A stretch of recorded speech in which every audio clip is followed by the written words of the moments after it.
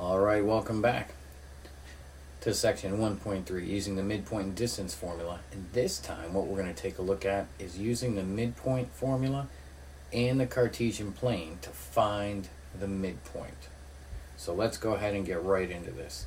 We're going to first take a look at, on your note sheet, what is example 3.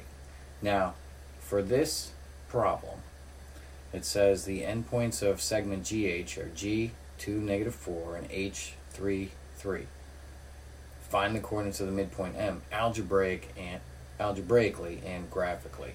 Well, I'm going to go ahead and do this algebraically first, and we're going to take a look at it just from that formula perspective, because we know our midpoint formula. And so what we're going to do is actually write down our midpoint formula.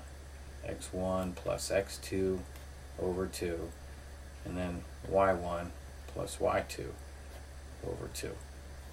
In the beginning, whenever you're starting to work with a new formula, you always want to write down the formula, because that is going to help you get the formula memorized a lot quicker. Now, when I take a look at my points, I've got an x coordinate and I've got a y coordinate in each of my points, G and H. So my x coordinate, I'm going to go ahead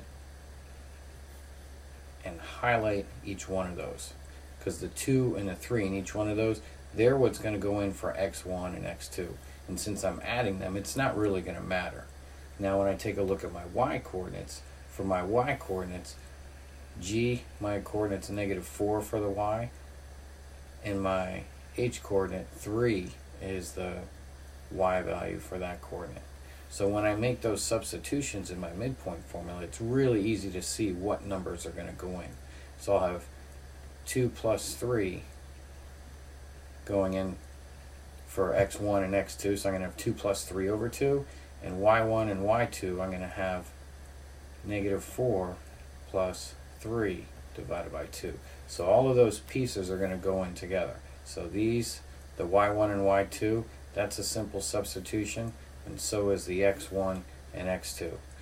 It's all just a simple substitution. Now from here, it's just a matter of making sure that you do your arithmetic correctly. So 2 plus 3 is 5 divided by 2, and -4 plus 3, you end up with -1 divided by 2. Now sometimes that's fine to leave it as a decimal or as a fraction, but if you do want to change your answer to a decimal, make sure you change both pieces of your coordinate, the x and the y. Change both of those to a decimal. You're never going to want to have one as a decimal and the other as a fraction. Mathematics is not written that way. So we came up with a point 2.5, -0.5 for our midpoint. So our midpoint could be written in either one of these two ways, either as 5/2, -1/2, or if you wanted to go decimal, 2.5, -0.5. So that took care of solving it algebraically. Now for some people who are more graphically oriented, this is going to make much more sense to you, just because you think a little bit more visually. Now if I plot the 2 points G and H, what I've got to do to find this graphically is kind of think about it just by dividing segment lengths in half. So if I were to think about this segment length, if I start up at G and just draw a straight line going upwards until I get to the same component, the same line that point H is on, I just have to figure out how long that piece is. That's one of the pieces I'm going to take a look at. Now the other thing I want to take a look at is the length of this piece right here. That's really easy to see. That's 1. Now for each one of my pieces, I'm going to take half of that distance. So for this piece that's still highlighted, that length is just 1. So half of that is just a half. So what I want to think about is going halfway on a horizontal kind of line. So that would be right there. Now my vertical line, this piece right here, let's count and see how long that segment is.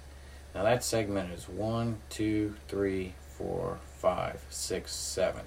That segment has a length of 7, so half of that is just 3.5. So I've got to start here at the bottom and go up 1, 2, 3, which is at the y line of y equals -1. So I need to go up a little bit more, half more actually to be specific. So I'm going to end up at the line y equals -1/2. So I'm going to go ahead now and kind of mark both of those. So that's right here at y equals -1/2. Now where these two lines come down and meet, so I'm going to go down this way and then over this way, where both of those meet, that's where my midpoint is going to be. So that midpoint is going to be right here. And if I take a look at the coordinates that would be at that location, this spot looks like, from a graphical perspective, that it's definitely going to match what I came up with algebraically. And that's what you want to do when you take a look at things both from an algebraic perspective and a graphical perspective. Things should match. And when I take a look at this algebraically and graphically, they both do match. Now, if you think you understood that, let's take a look at example B. But if you did, pause the video, try example B on your own. If you didn't, let's go ahead and take a look at example B now. Now for example B, now we've got endpoints A at 3, 5 and B's at 7, 9. Find the coordinates of midpoint M algebraically and graphically. Now this time I'm going to go ahead and do this one graphically first. Now if I take a look at my two endpoints, A and B, let's see, A is at 3, 5 and B is at 7, 9. So 3, 5, so I'm going to make sure I plot point A, and B is at 7, 9. So 7 and then up to 9. So those are where my 2 points A and B are. B is right here and A is here. Now when I take a look at this length right here vertically, how far up do I go? The length of that piece is 1, 2, 3, 4. That whole length is 4. So half of that distance is 2. So I'm going to go up 1, 2. So somewhere right around here, I'm going to start to go across. So it's going to be somewhere on the line y equals 7.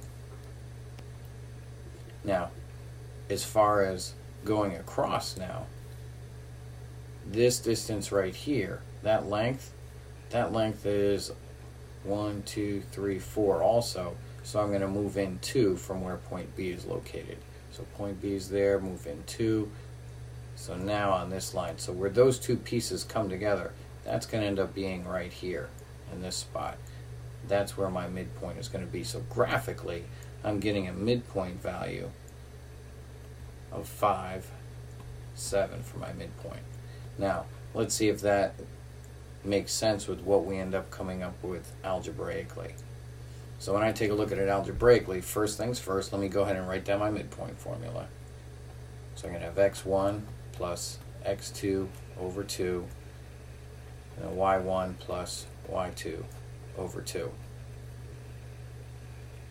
Now again, I'm going to take a look at what both my coordinates are for each one of these. So I'm going to first take a look at my x coordinate in each piece, and then I'm going to take a look. So that's going to go in for these components, the x1 and x2, and then I'm going to highlight my y component. And they're both going to go in those slots. So now we just have to make sure we put the right numbers in the right location in our formula, and we'll be all set. So 3 plus 7 is going to go for the x's, and 5 plus 9 is going to go in for the y's. So each one of those, I just want to make sure that I do make my substitutions correctly. Once I've made my substitutions correctly, then it's just a matter of doing the arithmetic correctly. So 3 plus 7 is 10 divided by 2, and 5 plus 9 gives us 14 divided by 2. Now when I divide each one of those by 2, I end up with 5 and 7. Now algebraically and graphically, I end up with the same piece. So since I did end up with the same coordinates for each one of these, then that means that I did this problem correctly algebraically as well as graphically.